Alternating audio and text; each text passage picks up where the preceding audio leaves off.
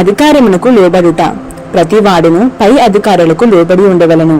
ఏలయనగా దేవుని వలన కలిగినది తప్ప మరి ఏ అధికారమును లేదు. రోమా 13:1 అధికారులకు లోబడి ఉండవలనని ఇక్కడ మనము హెచ్చరింపబడుచున్నాము. యేసు ప్రభువు ఆ కాలంలో ఉన్న ప్రభుత్వ విషయంలో ఏమాత్రమూ జోక్యము చేసుకోలేదు.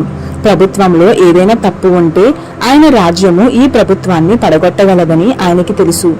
400 సంవత్సరములలో కలంకిత రోమా ప్రభుత్వం త్రోసివేయబడి క్రైస్తవులు అధికారమును చేజెక్కించుకోవలసి వచ్చినది. ఆత్మీయ ప్రమాణాలు కాపాడబడుతున్నప్పుడు తప్పుడు ప్రమాణాలు త్రోసివేయబడ్డాయి. కనుక మనము ప్రభుత్వముతో పోరాడకూడదు. మనము ప్రభుత్వముతో కాక మానవ స్వభావంతో పోరాడవలసి ఉన్నది. దైవిక స్వభావంతో దానిని మార్పు చేయుటకు యేసు మానవుని స్వభావముపై దాడి చేశాడు. పన్ను కట్టవద్దని ఎన్నడూ క్రీస్తు ప్రోత్సహించలేదు. అయితే కలంకిత యూదయ సామ్రాజ్యాన్ని తొలగించే విత్తనాలను ఆయన విత్తాడు. తన బోధలోని వాక్యము విప్లవాన్ని తెస్తుందని యేసుకు తెలుసు. మనము సత్యానికి లోబడి దానిని బోధిస్తుంటే విప్లవము వస్తుంది. ప్రజలకు సువార్తను తప్పనిసరిగా ఇవ్వాలి.